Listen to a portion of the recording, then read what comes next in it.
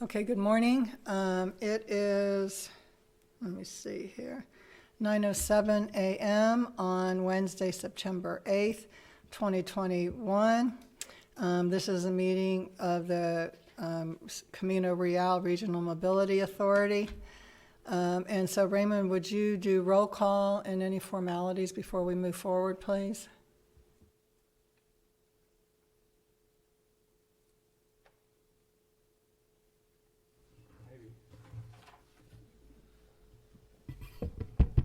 Here we go. Good morning. Raymond Tejas, Executive Director of the Camino Real Regional Mobility Authority. For roll call, let's start with Mr. Smith. Here. Mr. Wardy. Here. Ms. Wilson. Here. And Ms. Bird. Here. We do have a quorum at 4. We have no formal items to read into the record since we are now back in person. All right, thank you very much. I'd like to welcome back Mr. Joe Wardy, who has been appointed to fill an unexpired term, so we're happy to have him back with us, along with his knowledge and expertise. And so moving on to the second item on the agenda, discussion and action on election of a board treasurer. This will replace the position that was vacated by Mr. Byrne when he had to step down. I would like to recommend that Mr. Wardy assume that role as treasurer and subsequently chairman of the finance committee. And unless anybody objects to that, I'll make that motion. I'll second that. Any discussion? All in favor? Aye. Any opposed? Motion passes. Thank you, and thank you for taking that on for us. Welcome back. Number 3, adoption of the minutes from the board meeting of August 11th, 2021. Are there any questions or discussion about the minutes? If not, I'll entertain a motion. I make a motion to accept the minutes. I'll second. We have a motion and a second. All in favor? Aye. Any opposed? Can they unmute themselves individually? Yes. Okay. It's right there on the control, excuse me. Do you see the control for yourself to unmute? If you would unmute yourself when you are speaking, I'll mute you back. Well, they're all unmuted now. I don't want them all. Okay. Who unmuted everything? Wait a minute. Let me mute count. I'll mute you back if you need to. Thank you. Okay, can you hear me okay now? Yes, How about now? I can hear you. And me? Yes. Okay, thank you. Okay. So moving on to item 4, discussion and action on board resolutions authorizing the execution of the following instruments as they relate to the Fabens Airport Improvement Project. A, amendment to the interlocal agreement with El Paso County. B, amendment to work authorization number 11 with Hewitt Zollers Inc. And C, amendment to work authorization number 36.1. I guess the first one, B is 1.1, and then C is 36.1 with Atkins North America Inc. And if you would go through all of them together, then we can take them as one action. Yes, ma'am. We'll do. Raymond Tejas again, Executive Director of the Camino Real Regional Mobility Authority. If we can pull up the PowerPoint, we're going to go through some very brief slides on each of these items between 4 and number 9. So as read into the record, 4 deals with Fabens Airport Improvements Project, which specifically deals with hangars.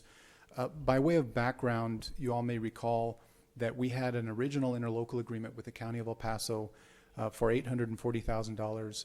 And in that agreement, the county requested and the RMA agreed to provide certain improvements to the county. Those improvements consisted of 2 distinct projects. One was the design of one hangar. The second component was the design and construction of a deceleration lane into the airport along Fabens Road. So we're treating those as distinct projects from this one interlocal agreement. Now I'll mention we did have a first amendment whereby an additional $125,000 were provided from the county through their VRF program, and that was added for to pay for the design activities of the deceleration lane. So in effect, adding funds so that the design of the decel lane would not be pulled from the county's general fund of the 840 that was originally provided. Subsequently, we're at this proposed second amendment where the county would like to increase the general funds available by $349,000, and that would add the design for 4 additional hangars, as well as the design oversight through Atkins, which is our general engineering consultant team, and of course the RMA's administrative services as well. So in effect, what we're doing under this second amendment is adding 4 additional hangars, the design of 4 additional hangars to the airport. These are the project limits. You'll see down in the right-hand corner, that's Fabens Road. You can see the project limits that show the deceleration lane into the airport. And the project limits, the box in the top left, that's where the hangars will be placed. As you know, and as we've discussed, UTEP has entered into a partnership with the County of El Paso to improve the Fabens Airport, and this is part of that program. So that's what we're after today. Requested board action then is a motion to approve board resolutions to authorize the execution of the documents identified within agenda items 4A, 4B, and 4C for the Fabens Airport Improvements Project. Subject to questions, I would recommend approval. Are there any questions? Motion to approve? We have a Second. motion. We have a motion and second. All in favor? Aye. Any opposed? Motion passes. Item 5, discussion and action on board resolutions authorizing the execution of the following instruments as they relate to the Fabens Sidewalks Project. A, interlocal agreement with El Paso County. B, work authorization number 3 with Dannenbaum Engineering Company, El Paso LLC. And C, work authorization number 48 with Adkins North America, Inc. Okay, we've got a couple of slides on this one as well. This one, you may recall, we've developed a program with the County of El Paso to focus on sidewalks and bus passenger shelters. And what we're doing, I think, is a little bit unique. We're taking various funding sources from federal, local, and other funding sources. We're blending those together to develop a substantial shelter and sidewalk program. One particular project within that program is this one, and that's the Fabens Sidewalk Project. We're anticipating the design of several sidewalks along 5 streets within Fabens. And for this one, the county is providing $417,000 in federal funding for the design using Dannenbaum. And of course, design oversight using Atkins as our general engineering consultant, and of course, the RMA's administrative fees as well. To give you a better feel for it, these are in red, those are the streets that are being proposed for the design of sidewalk improvements there in Fabens, as requested by El Paso County. And so the requested board action then is a motion to approve board resolutions to authorize the execution of the documents identified within agenda items 5A, 5B, and 5C for the Fabens Sidewalk Project. Subject to your questions, then I would recommend approval of this item. Are there any questions? Yes. Yes, I have a question. On all these 5 companies, are they local? Well, so if we're talking about Fabens, the companies that we're talking about are Dannenbaum Engineering Company. They are not based here, but they do have an office here. And actually, to touch on, and Atkins is the same. Atkins provides the oversight. Atkins has a local office, but they are not based here either. Atkins is an international firm. But to go back, if you recall, we do quarterly updates to outline how the RMA is spending funds, whether it's through our general engineering consultant or otherwise. And the way that we've decided to do it as a board is that we identify local impact. So what we do with these projects, a good example is with Atkins. Atkins is international, but what we've asked for is if $100 goes towards a project, they have to identify how much of that $100 is spent on employees housed here in the El Paso office. And that's the local impact that we identify, because those El Paso employees, they live here, they pay taxes here and that sort of thing. So what we do, rather than try to identify local versus non-local companies, because then you get into really interesting arguments, rather we say, what is the local impact of using these firms? Okay. Thank you. Oh, between the Yes, two. ma'am. Okay, thank you. Are there any other questions? If not, I'll entertain a motion. So moved? Second? We have a motion and second. All in favor? Aye. Any opposed? Motion passes. Moving on to, let me see which one. Are we on 6 now? Yes, ma'am. Okay.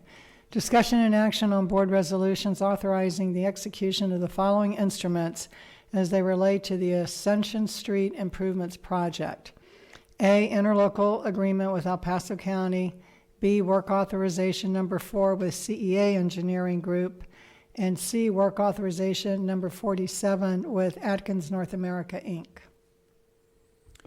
Okay, a couple of slides on this one as well. Ascension Street, this is a project where the county is looking to design 4-foot shoulders in each direction and new signage and pavement markings along 2.2 miles of Ascension. I'll show you that slide here in a second.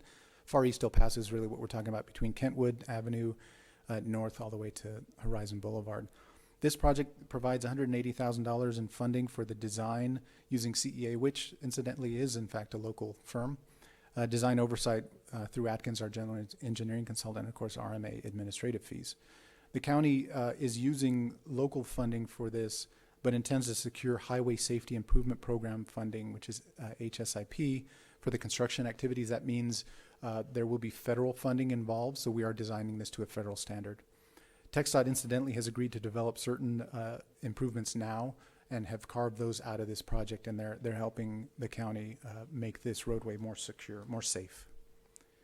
This is an aerial showing you Horizon Boulevard up to the north, and this is Ascension Street heading all the way down to Kentwood. Again, we're adding shoulders, which is the main part of it, signage and striping as well, to make this a safer corridor.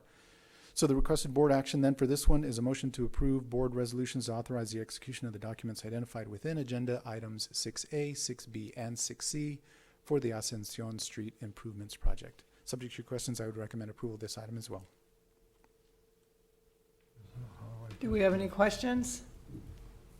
If not, I'll entertain a motion. How do I get back to that screen? I make a motion that we accept 6A through C. Thank you. Second? We have a motion and second. All in favor? Aye. Any opposed? Motion passes. Okay, moving on to item 7, discussion and action on board resolution authorizing the execution of an amendment to the interlocal agreement with El Paso County for the procurement and placement of the bus shelters project. I should have mentioned at the outset of these projects, all of the projects that we have with the county, of course, we have a representative here from the county, Sal Alonso, should you have any questions. So please feel free to ask, and we'll bring him up to the podium. This item then, number 7, deals with procurement and placement of bus shelters. As I mentioned, we do have a sidewalks and shelters program with El Paso County. This is one of the other projects from within that program.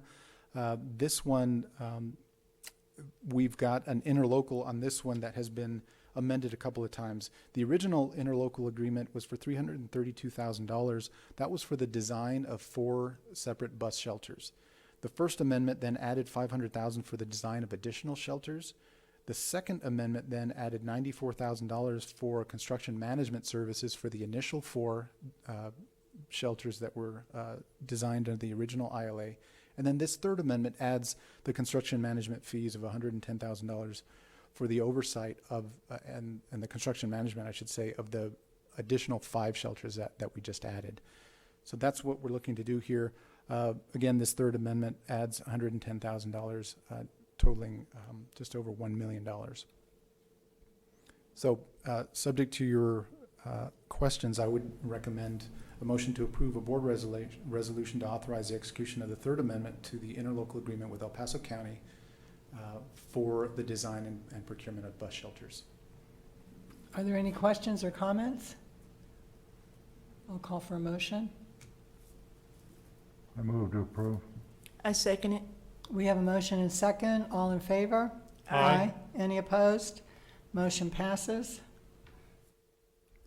Item 8, discussion and action on a board resolution authorizing certain irrigation expenditures for the East Lake Boulevard Phase 1 project.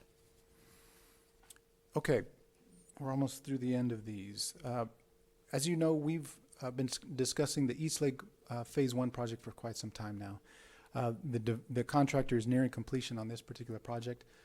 However, some time ago, they finished the landscaping and the irrigation systems for this project, so the water has been flowing to keep the landscaping alive. So what you're seeing here under this item is a resolution authorizing the payment to the Paseo del Este municipal utility districts, and there are several of them noted there, as part of the construction activity. So in essence, what you're seeing here is a resolution authorizing the staff to make payment to the MUD to pay for the water services that have been accrued over time. So the resolution is included as part of your backup, and I'm happy to answer any questions. Otherwise, I would recommend approval. I would note also, of course, El Paso County has reviewed and approved the use of the VRF project funds for this expenditure. So I'd recommend approval as well. Yes. I have a question. As far as the payment is concerned, is it one payment or is it individually for the 5 districts a payment? Well, Is it for, no, I was just trying to understand Sure. the way the accounting would be done. So Yes, that's why I asked that question.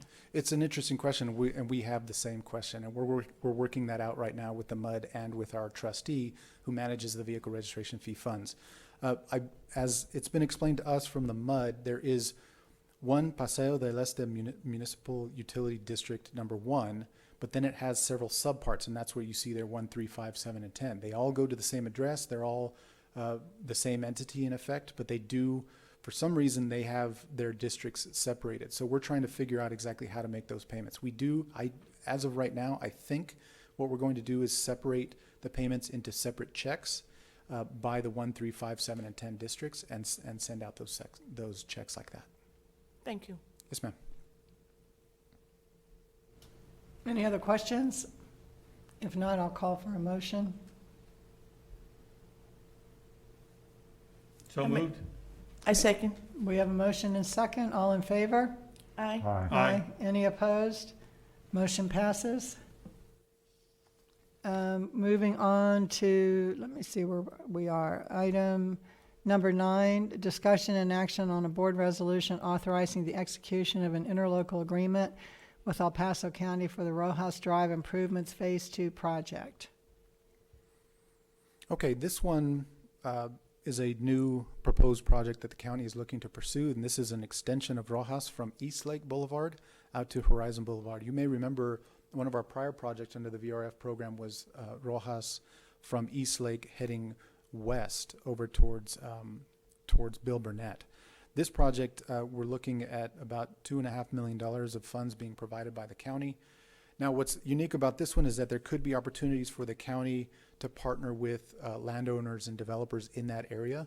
So we're not ready to move on to design agreements or oversight agreements just yet. We're going to help and assist the county to see if there aren't any opportunities there for partnership between the landowners and potential developers out in that area. So we'll keep you posted on this one, but this is the interlocal that would authorize $2.5 million being provided to the RMA, so that if those opportunities don't work out, the RMA would then be able to move very quickly to bring on the design firm and the oversight activities as well.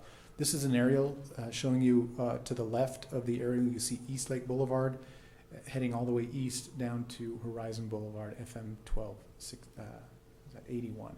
So that's what we're looking at under this particular project. Included, of course, in your backup is the draft interlocal. So the requested board action here is a motion to approve a board resolution to authorize the execution of an interlocal agreement with El Paso County for the Rojas Drive Phase 2 project.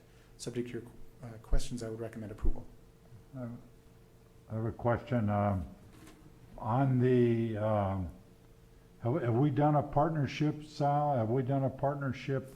Didn't we do one with local developers on that one section of East Lake? We've done that before, correct? We have. We've done several different versions of partnering with developers. In one version, the developer actually provided the design and did the construction, and then out of vehicle registration fee funds, we paid them for those activities. I think in other ones, perhaps we've done some design versus construction and that sort of thing. We've actually, at several designers' requests, we've added scope to our projects using their funds as well, so we've done it that way as well. So this is an extension of that, an additional way to cooperate and build out this project. Are like the same parties involved as we've done before? Is this pretty much, we've got a pretty good go-by from the past, right? We do, and the majority of the land, and this is Sal's area, so I probably shouldn't hop out there too far, but he can correct me if I'm wrong. A lot of that land is owned by several developers that we have worked with in the past, so I believe these are the same cast of characters. You comfortable with all that, Sal? Do you have any additional comments you want to make? Nice to see you, finally, Yeah, we've for a long We've time. missed you, Sal. Good morning, everybody. Sal Alonso from El Paso County, transportation engineer for the record. Yes, nice seeing everybody in person. It's been a while, so thank you for having me here. But no, the only thing I do want to add is this is another partnership that we have with of course with the CRRMA and with Atkins, but also with local developers in the area. So right now we're looking at partnering up, whether it's what we call a developer participant agreement that we've had previously. The project that was mentioned previously was the Edgemere extension that the developer designed and constructed. We paid, but we've also had some other projects like Mission Ridge, phase 1 and 2 that the developer designed the project and we went out for construction. So this one we're still right in the middle. We're not sure we're just handling the construction end or we're also doing the design or the construction at the same time. So this is one thing I wanted to add on top of this. So Thank you very much. thank you. By the way, just as a comment, it's really amazing what's going on out there. Those partnerships have worked really, really well. I mean, it's blows my mind every time I go out there, how this is all really come together. This is a model project for just lots of opportunities going forward.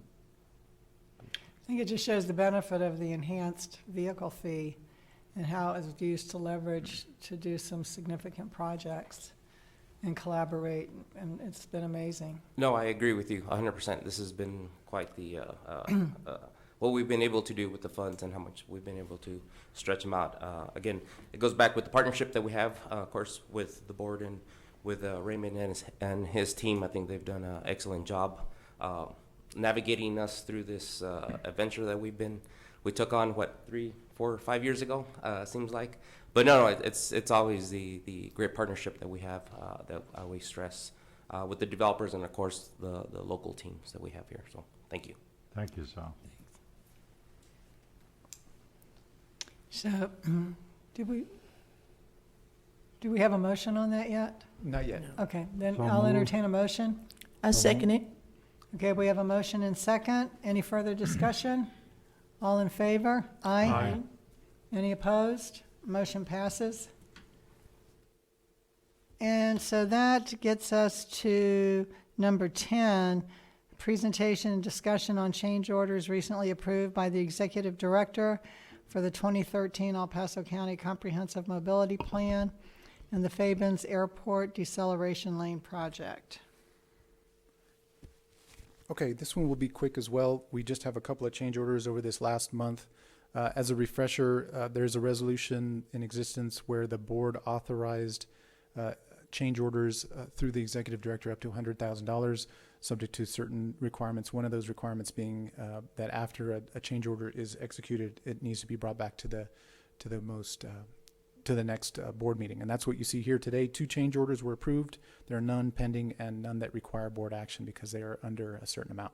First one deals with Mission Ridge Phase 2. This is all part of your backup as well, so I'll breeze through this. These are the approved prior change orders. What we're talking about today is number 14, a very small one. This is the addition of always signs. If you notice at the bottom of a stop sign, there will be a little note that says 4-way stop, 3-way stop, 2-way stop, that sort of thing. So we're adding a few of those for $371. Number 13 is an illumination change order that we are working out right now. So that hopefully will be brought to you next month. The second one then deals with the Fabens Airport decel lane project that we talked about earlier. Those are the project limits that we've seen in the other slide. For this one, this was a request by TxDOT, as it is the project is on the state highway. We were adding a concrete flume and riprap pad.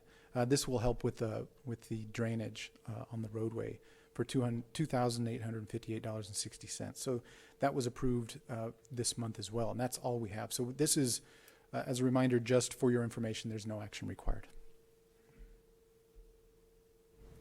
Does anyone have any questions? No. Okay, then if not, we'll move on. Number 11, update on the People for Bikes grant to Sun Cycle, the Barrio Bicycles project. Are you all able to hear me? Robert Suter, Director of Finance for the RMA. For the record, so yes, we just wanted to give you a quick update on this program. You may recall that we applied for and received a grant from the People for Bikes program for $4,300 to paint bicycles, 7 bicycles, by local artists who also have murals in Segundo Barrio, and they're supposed to kind of mirror those murals. So the bikes are painted. We engaged with Barracuda PR to help out and help kind of oversee the program a little bit. They have relationships with artists. They took photos and videos, and we've got a lot of cool things we're going to be releasing on social media soon. Next week, there is an event on Thursday, midday. We don't have the time locked down yet, but probably between 10 and 2 o'clock on Thursday at Sacred Heart Church, where we're going to have a big unveiling, invite the media to come down. We'll have the artists there, and we'll hopefully get some really good media coverage. But wanted to let you know that that program is progressing, and hopefully we'll share social media posts and any media that we get with you all so that you're aware of what we've done. It's a really cool program. The bikes look amazing. Congratulations. Once you finalize things, would you send us the notice of the event itself and time and the details, Yes, ma'am. in case anyone wants to try to come? Any questions, comments? If not, we'll move on. I have a question. Okay, I'm sorry. As far as the bikes are, weren't there going to be codes also added to the bikes where they can go to the, use their phone or whatever, and they can go to where the artist is? Yes, ma'am. So Something like that. So was it added already? yes, so on the front baskets, we're going to have additional graphics that will have a map and some information about the program, and included on that will be a QR code that Right. a rider can scan on their phone, and then it will provide them with a map so they can actually go find it. Another cool thing we're doing is we're making masks, and you can see I've got a Sun Cycle mask here, but we're making Barrio B-Cycle masks. We'll get some for you all at the next board meeting or if you come to the event. But they will have the Barrio B-Cycle logo on one side. On the other side, it has a map and a little dot for where each of the artists' murals are based on the color of their bike. And then on the inside of the mask, we've also put that QR code. So if someone gets a mask, they can find out about the program using that QR code. Well, when they get the mask, they can just scan there. But one more way to promote the program. I think that's an excellent thing with the code. That's how come I asked that question. Thank you. Any other questions?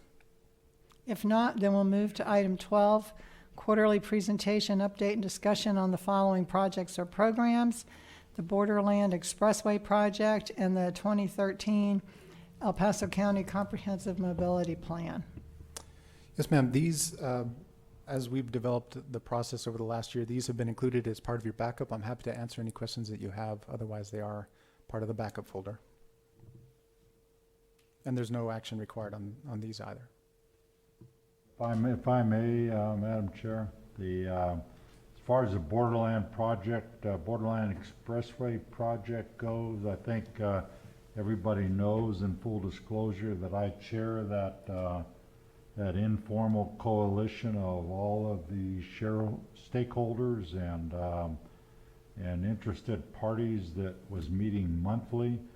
And that has been because of some budgetary things in the form of from TxDOT and everything. Those that were suspended for the summer, and that they're going to be kicking back up here in this month, either this month or next month. And so that's a pretty dynamic coalition that about 30 some members attend that every time, and a lot of action items come out of that. HNTB had the contract with TxDOT to orchestrate that, and we're anticipating that will start back up again. On that subject, the Borderland Expressway project, it's in the top 4 of the RMS 2020. The Regional Mobility Study 2020, we're in the top 4, number 2 as a matter of fact. And it looked like we broke down the funding for that project down into phases. And the first phase was the phase between Railroad Drive and Dyer, and it was the frontage road phase. And the price tag in that was somewhere between 18 and $20 million. On the UTP and the MPO, we're looking for hopefully getting that funded this year, and that was going along very well. There have been a few hiccups on it, and part of it is the letter that we sent to TxDOT disagreeing with all the conditions that were put on that funding. And I don't think to date we've received a response of any kind, that those items are still in question, and a final UTP has not been published yet. As far as the dish, is that correct, Raymond? That's my understanding. Okay, so it's kind of anxious to see what comes out of that. The other part is all of the items that are hitting the media, the potential economic development of a factory and all that stuff out there. That's right along the route of that Northeast Parkway, Borderland Expressway. And so, and as well as the new development that's taking place out there in the Northeast that has already been approved and publicized. In addition to that, just to make note and to give kudos to New Mexico. New Mexico's portion of the Borderland Expressway is totally funded, and they have in fact started the construction. They're working from the interchange at 404 I-10, and their next part is going to be doing 404 across Anthony Gap. So it's some good news on that, but it still continues to be the great big question mark of how funding will take place. And it's being worked very, very diligently by the MPO and TxDOT and all of the other players, and I'm very excited about this coalition getting back together and working. So if there's any questions I can ask for anybody just on the little bit of knowledge that I have about it, it's I plan on keeping a finger on the pulse here as it goes along, and I'll try to keep you, the board, totally advised, and it's a very definite item of interest for our planning committee. So, subject to any questions to me, that's all I have to add. Any other questions or comments about that particular project? Is there anything on the 2013 mobility plan that you want to highlight in particular that we maybe haven't covered recently? It looks like all the projects are pretty active right now. They are. Okay. Sorry about that. They are. I don't have anything in particular. I don't know if Atkins does. No? No, Any ma'am. questions from the group, the No. board? Okay, then we'll just move on from there. Let me ask you before we go to the last item. I know that can we get a status on the 2020 plan? Has that been approved?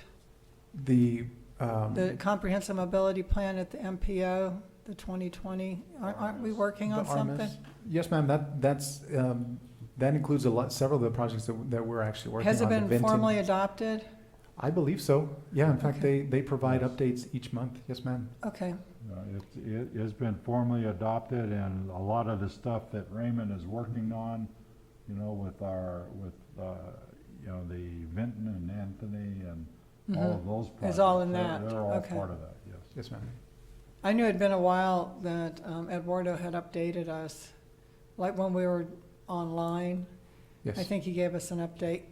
Maybe he's working more closely with the planning committee, but perhaps over the next several months, before the end of the year, we could just sort of have him come in and do a new update for us. Sure. So we can kind of gauge where things are in relationship to being actually progressing and funded. Yes, ma'am. All right, thank you. Actually, that's a great idea, because by the time we have our next meeting, we should have the final approval of that UTP, which will give him a whole lot to talk about and Oh, yeah. update us on, so. Okay, we'll time it after the Yep. UTP adoption so that you Okay. can brief us on how that went. That would be As well as perfect. the I think it would just be 2020. really good to start the year I with really agree. current information, so we can get a sense of where there are some opportunities for us to maybe participate and help move some of those projects along. Yes, ma'am, we'll do it. Okay, thank you. All right, now we're moving to item 13, which is the presentation and overview of the 87th legislative session and discussion on telephone and video conferencing meeting options for the RMA. Hello, welcome. Thank you. And thank you for coming back. No I problem. really apologize that we sort of cut that off at the last meeting. But it's actually better to have you here in person. No, it's good to see so- everyone in person. It's good to get out. Just like you, I've been cooped up as well, so it's good to get out. Brian O'Reilly, served outside legal counsel for the RMA from Loch Lord. Raymond, did you want to do any introduction on the topic, or you want me to Well, get started? sure, yeah, I'll just briefly mention a couple of items. So we brought him back to touch on a couple of things, to give us a formal briefing on how the last legislative session went here in Texas, to see if there's anything he can share with us on the federal side. And then lastly, I also thought it might be useful to discuss, have him explain to us how open meetings will be operating into the future. And what I mean by that is there are several agencies that are doing hybrid approaches where there's in-person plus online and that sort of thing. And I know that may be relevant to us here in the future. So what I've asked of him is to brief us on those three things. In particular, I want to talk through, if you all are interested in hybrid versions, what are the options and what you would like us to look at, and we can come back and implement those at a future date. So that's really what we're looking to Brian for today. Thanks, Raymond. So on the session overview, I guess let's go back a year from now, leading up to this session. It was the interim. COVID was, as it still is, was surrounding us, and there's a lot of uncertainty. And usually, the committees are holding interim hearings, and we're testifying and developing policy that's going to turn into legislation. Well, that didn't happen this session. The Senate didn't have any interim hearings, and they didn't issue an interim report. The House had one in person. What they ended up doing was soliciting written comments, which we provided, and they developed a report. And so that's sort of how we were walking into this session. And January was extremely slow pace. We didn't have a revenue estimate. Nobody really knew how it was going to go. And so this was a unique session. They're always unique, but this one was particularly strange. So anyway, so January gets going, and people start getting used to how things are going to operate up there. And then February comes, and the winter storm hits, and that just sucks all the air out of the oxygen out of the room. And everything after that was ERCOT, electric grid reform, still talking about COVID, but there really wasn't room for a lot of the other policy issues. And so transportation, it was probably the most quiet session I've seen since I've been working there. And so that's kind of the backdrop. Now, then in April, as you started to see kind of vaccines being more widespread, people started coming to the Capitol, and things started really happening. And those last few months of session started moving really fast. I think the House had 7 hearings in April and May, and the Senate had, these are the transportation committees, had 9. And that's actually a lot for that time period. So they were able to get some items addressed and adopted, but for the most part, it was pretty quiet. And then, as you know, there have been 2 special sessions. The second one just ended this past week, and the break that we thought we had is now over because the third one is announced for September 20th to address redistricting. And so there's really not been much of an interim at all, and things are moving on a lot of topics, but transportation is not at least part of that or anything that really directly impacts the RMA. So what does impact the RMA, though, I'll talk about these 2 bills that I wanted to at least highlight for you. And we had prepared an overview, and I think Raymond had provided to the board. It's also on the website of a comprehensive overview of everything that passed. But these 2, I think, are in particular good to highlight because, for one, your legislative agenda that you adopted in September touched on these issues. And so I'll tie it back to that. So the first one is HB 2219. And so one of your items was to maintain or increase transportation funding. And so this bill is by Chairman Canales, from the House and Chairman Robert Nichols from the Senate. And it's regarding the Texas Mobility Fund. And so the Mobility Fund briefly was created in 2001 by constitutional amendment, and it allowed TxDOT to take dedicated revenue from various sources like driver's license fees, some emissions reduction program, and to issue bonds off of it. And it created kind of a revolving fund, and it was a very flexible tool for TxDOT. And up until 2015, they had issued about $7 billion in debt for public transportation projects to fund it, and it was very successful. And in 2015, the legislature decided to, I guess, for lack of a better term, to turn the spigot off, to not allow them to issue debt from this mobility fund. And so they repealed the statutory language for that. And so since 2015, it's kind of been dormant. They've only been paying off their debt service. Well, this bill this session opened that back up on a limited basis, but they have it's a 6-year period that they can issue debt now, and they can't be used for toll roads. That was specifically put in there. And it can only be issued an amount that doesn't exceed 60% of the principal amount of the bonds that were in place on May of this year. And so what that really means is TxDOT has indicated they can issue about $1.5 billion next fiscal year and maybe $1.5 billion in fiscal year 2024. And again, these are for public transportation projects. This is definitely something the RMA may be able to take advantage of. So we're kind of seeing how that program is going to roll out, and I'll keep you updated on that. The other bill, it's actually a constitutional amendment. It's HJR 99. And for those of you that have been involved in this is a repeat of something that was passed 10 years ago, I think, by Representative Pickett. But this was by Canales and Senator Nichols. And this is regarding tax increment financing. It allows counties to participate in tax increment financing just like a city can now. Counties don't have the authority, cities do. And why that's important for the RMA is that it would allow a county to create transportation reinvestment zones, which you're familiar with. The RMA is involved in these with the city. And briefly, it's you create a zone around an area, and when the increased property tax values in that zone go towards to pay for the development of a project. And so there were restrictions placed on this. Again, the county, if it's a county-issued debt, it can't be used for a toll road, and the maximum of 65% of the increment can only be used to secure bonds that's dedicated under this. And so these restrictions were put in place, but they only apply to the county. They don't apply to RMAs. And so there's specific statutory authority for a city or a county to assign their revenues from a transportation investment zone to an RMA. And so this is going to be on the ballot in November. It's Proposition 2. We're very hopeful that it'll pass. There's a lot of effort behind it from a lot of different groups. And while these can't fund a project on their own, they're another tool in the toolbox that you can kind of use to cobble together to build projects, which is really the model now. And it's going to be great for local funding, and I really hope it passes. It's a really unique tool, and so we're keeping an eye on that.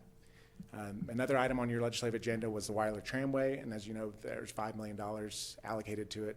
Again, in the budget, your delegation worked very hard for that. So, while a lot didn't happen, and overall, some of the specific items on your agenda were accomplished, and I think that's credit to your delegation. They worked very well together, and I've really enjoyed working with them and their staff.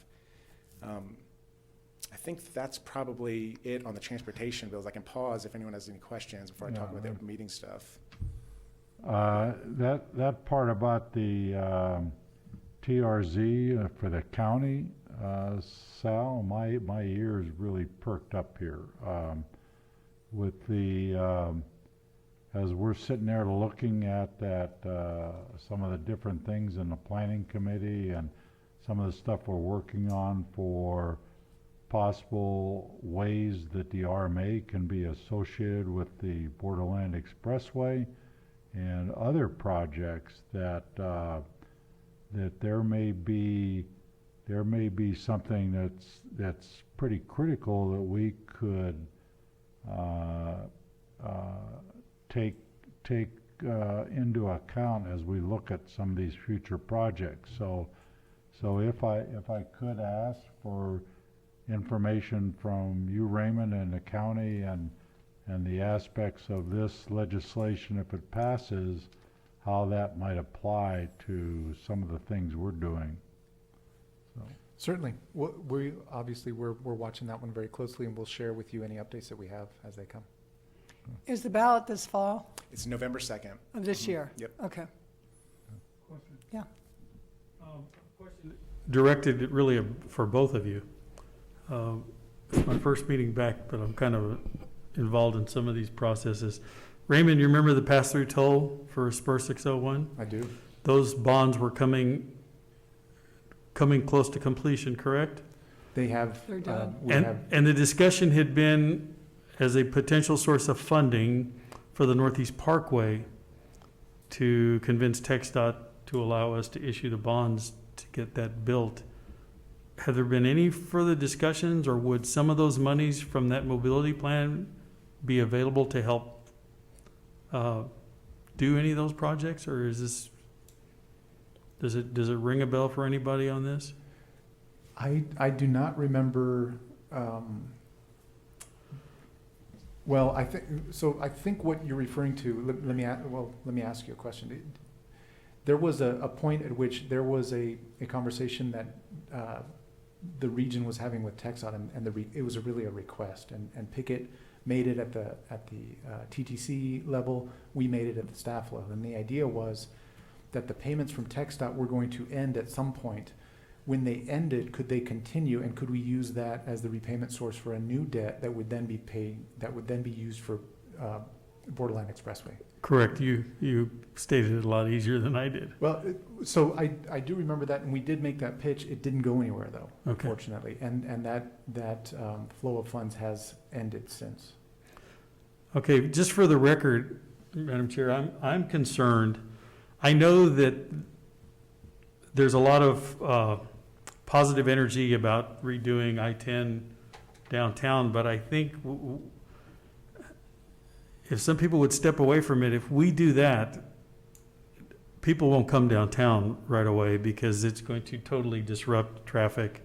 I don't believe the border highway can handle the excess, and it'll clog traffic. If we had a truck bypass, which the Northeast Parkway serves as, I think if the entities in El Paso knew the number of trucks that traverse El Paso per day and per week, and if we could reroute some of that traffic before we start a major project like downtown, it would help. But I know that that's a lot to ask, and people want to build the deck over the freeway, and all those things sound good, but I just think there's a lot of blocking and tackling that has to occur before we embark on a project of that scope for this community.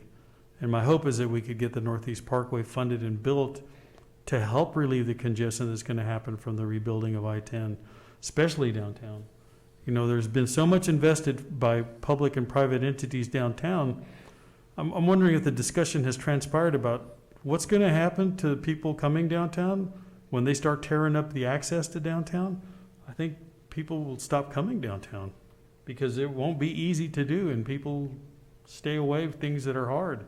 So just some general thoughts for discussion. I hope that we can get I will tell you, moving there. and Jim, Mr. Smith can chime in more detail, but during the coalition meetings, that issue was raised, the idea of presenting the Northeast Parkway as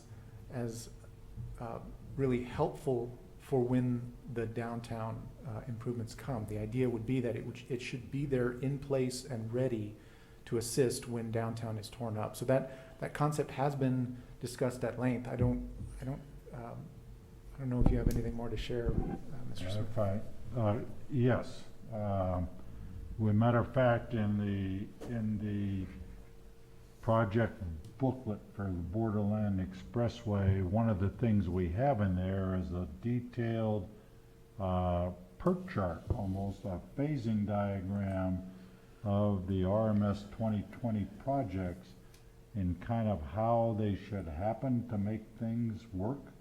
And the building of the Borderland Expressway before the start of construction has been an issue that we have been pushing very hard, and it explains it very clearly in that booklet that TxDOT provided using HNTB resources, and referring back to that, I think that's very definite. And the briefings that TxDOT has given to City Council and other entities is they very much state their desire to have that relief route, the Borderland Expressway, built before they start tearing up I-10. Okay. Thank you. Which, which is one of the reasons I think it's a good idea to get an update from Eduardo. Because I remember when he gave us the last update, that's when we first saw sort of how the funding scenarios were laid out for some of these and how the proposal for downtown was kind of like absorbing everything. And I think it would also give us an opportunity to revisit the approach we used for the spur and how that project was funded, along with some of these new tools. For example, if we get a TRZ for the county enabled in the fall, that also gives you some tools that we didn't have before as well. And so I think that it would be worthwhile to have those conversations and continue, I think, to emphasize both to TxDOT, who hasn't really worked with us as much as they did in the past, letting us do their projects. I wish they would have let us work with them on the Mesa project, frankly, because that has been the nightmare of projects. I think it would just be helpful maybe to begin to revisit those again. And continue, I think, to emphasize the success we've had managing the county's new construction and major road projects, and even the ones for the smaller communities, and how they've moved forward really successfully, pretty much on time, under budget, on budget. We've been able to do some enhancements that we might not otherwise have had. And so I think we need just to continue to push with TxDOT to see whether or not there's some opportunities for us to partner with them more than we have in recent time. Yes, ma'am. Any other questions about that? Because I do have one question, I want to verify. The one piece of legislation that we asked for was the kind of expansion of our role as it related to doing kind of the parkland type, it was really for this project downtown, whether or not we'd be able to do that, oversee it if it ever came to pass. That passed, right? That was HB 4532. It was Representative Ortega's bill. It passed out of the House Transportation Committee, and then they stalled. They weren't able to get it on the calendar in the House. And In the Senate? Even if it had passed, I don't think it was going anywhere in the Senate side. So They weren't Senator able to do Blanco's anything third, with yeah. that? Oh, okay. Mhm. I don't know why I thought that we got that through. Yep. So that's dead in the water. There's no opportunity to resurrect that? For now. Okay, until the next session? Yeah, until the next session, if you want. Okay. Yeah. Nothing in the special session that might give us an opportunity? No, there's nothing specific to that. No. Okay. Now, we do still think, correct me if I'm wrong, there were options that we could still participate in it. That would have been a much cleaner way to do it if we actually had legislation passed that would clearly lay out the ability to participate. But I do believe, whether it's through TRZs or other ways, there are ways for the RMA to still participate, Okay. even without that legislation. All right, But that's I'll fine. get with Brian and focus in on that, and I'll send something out to the board to let you know what those are. Okay, because the last time I know that we were meeting with the senator, Senator Blanco, and I thought he was okay with it at the time. He had some questions, but that's fine. If it didn't He get- was definitely okay with it. Okay, it was just it couldn't get through the House. There was other, Well, I know there's other Senate leadership that he couldn't get it passed. I think, Okay. 'cause yeah, Senator Blanco was fine with it. Okay, all right. Are you going to update us on the federal stuff? Sure. Well, sure. I was about to say that when we spoke last time, I saw that I'd hope I have an update. Unfortunately, nothing has happened since we talked last time. It's a surprise. So the Senate did pass a version of a federal infrastructure bill on August 10th. It's $1.2 trillion. I think $27 billion are in that would come to Texas for roadways. It's stuck in the House at the moment. The latest I've heard is that there will be a vote no later than September 27th. So. I'm sure at some point that will move forward. Do you know how that will be partitioned? Was there anything in there specifically for us? I thought the Congresswoman had done some work and. I haven't looked some at any things somewhere. specific earmarks. I know that as overall, though, the majority of the funding is for roadways. There's, I think, $3 billion would be for public transportation, but the majority is for public roadways and other things that we could go after. So when it's finally passed, we'll do it. We'll do an overview paper of it, white paper as well. Because I think that's another opportunity for us to maybe tackle some of these big projects like the Northeast Expressway. See if we can't get a tranche of that money to help move that project quicker. That's a much cleaner project, frankly, to move forward than some of these. The downtown project in and of itself even if it's funded, it's going to be extremely complicated. Lots of acquisition of property. There's probably going to be a lot of litigation. I think it's going to be a slow-moving project. Well, the Borderland Expressway is shovel-ready, Yeah, so. and I mean, that's what they're really going to look key. for, shovel-ready projects, so. I'm sorry, Joe? Madam Chair, in the past, there's a caveat to that, and I'm not against what we're talking about there. But in the past, every time that any entity has attempted to get a carve-out, before it comes to the state, TxDOT makes sure that that goes against Somewhere your else. share. Mhm. Okay, so you got your money directly from the federal government, so you need to count that as yours, as your participation from the state. So I know things change at TxDOT all the time, but they were very vocal about that for a long time in the past. So if we were able to get a carve out, then I'm not going to say they're going to hold it against us, but they're going to say you already got your money. And I don't know if we got one. I thought I read something somewhere that the Congresswoman was instrumental in getting something put in to one of these. Maybe it's the bigger one. I don't know yet. So I just want to make sure that we know like what's going on, if there's anything particularly allocated for infrastructure projects. And then I think we do need to pay attention and continue to coordinate with the MPO to make sure that we know where are the shovel-ready projects and make sure that we make ourselves available to help move those quickly, if there's an opportunity to do that. I mean, if they're in the county, I think that's much cleaner and easier because we have a pretty expansive working relationship. But if they're TxDOT related, I think we just need to be a little more assertive with the new district engineer and try to convince them to start partnering with us on some of these so we can help them move these projects quicker. Give them capacity. So we've been working with the deputy district engineer, and I'll continue to do that. But I think you're right. I'll see if I can't reach out to the DE and meet with him directly. And if the board needs to begin to do more, particularly like on the Northeast Parkway where you've got a coalition, just to encourage them that if that project has some legs on it to start moving sooner than later, to like contract with us and let us do the project for them. And I have to tell you that TxDOT is very, very much in favor of that.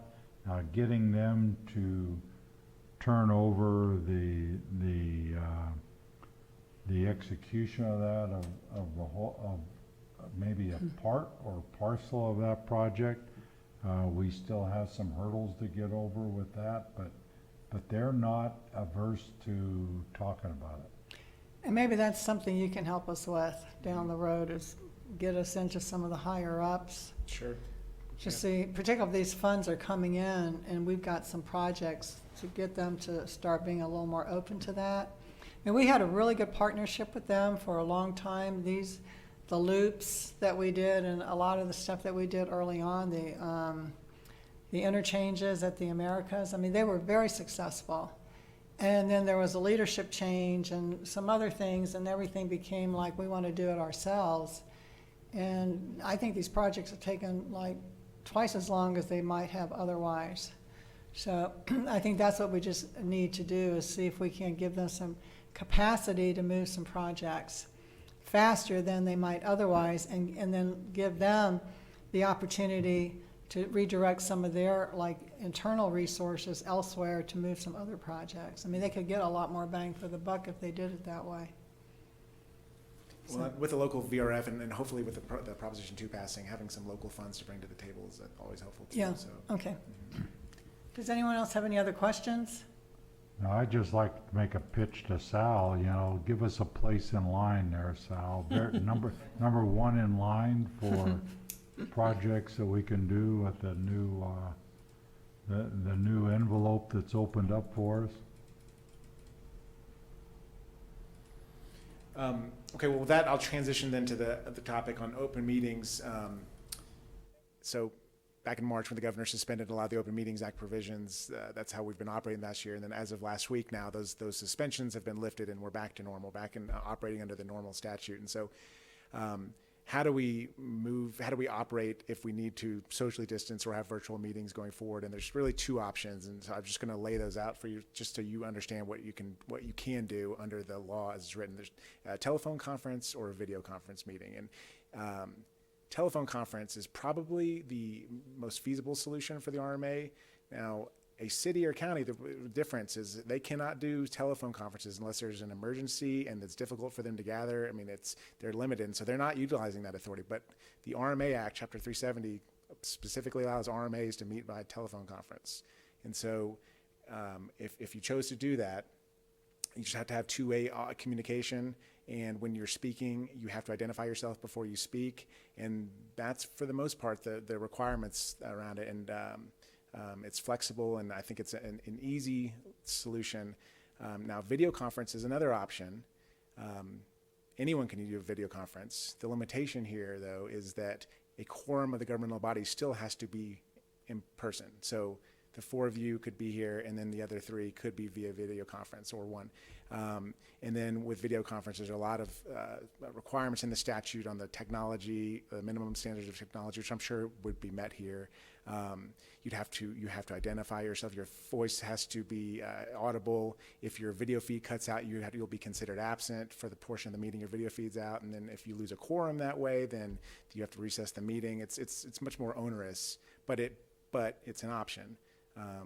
And so if one of you is traveling, the telephone conference may be an easy way to still participate and be in attendance and be able to contribute and vote. In that scenario, maybe we could get a little more clarity. Then could we have, say, for example, if there's one or two board members that are traveling, could we still hold an in-person hybrid with the telephone conference so that there are one or two board members calling in, or Sure. does that mean they all have to be on the call? No, that you could do it that way. Some could be here, some could be on the phone. That's right. Okay. So on the hybrid, you're recommending that we do a telephone call-in versus like a Zoom or Microsoft Teams? We're all learning this, but it appears to be the much more, it's much easier to manage and to run. Because like I said, with a video conference, I mean, if someone, turns off their screen, they're absent, and you have to reflect that in the minutes. And it's Okay. yeah, it's a lot of it's sometimes a little too much in statute when maybe it'd be better by a rulemaking authority, but it's all in statute. So. Now, I will mention as well that the city of El Paso has set up, and you'll see these cameras in front of, in each of your stalls.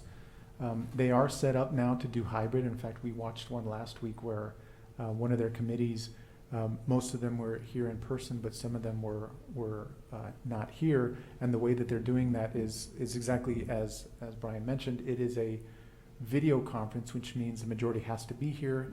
And if you are participating virtually, your camera has to be on, they have to see you, and you have to speak clearly and all that sort of thing. I think what makes us different is what Brian was alluding to on the telephone conference, where we could have a scenario here where, say, for example, Mr. Lamantia calls in. We don't need his video feed. We don't need any of that. He can just chime in. Now, I'd have to work out with city IT folks to make sure that we could patch in a phone call and that sort of thing.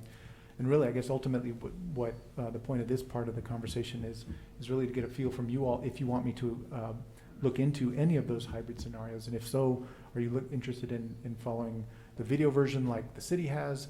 Are you interested in the phone conference version? Do you want me to look at both? It's really just throwing it out there to see if you're interested in any of those hybrids, or if we're just back in person and those that can make it, like today, make it, and those that can't, cannot.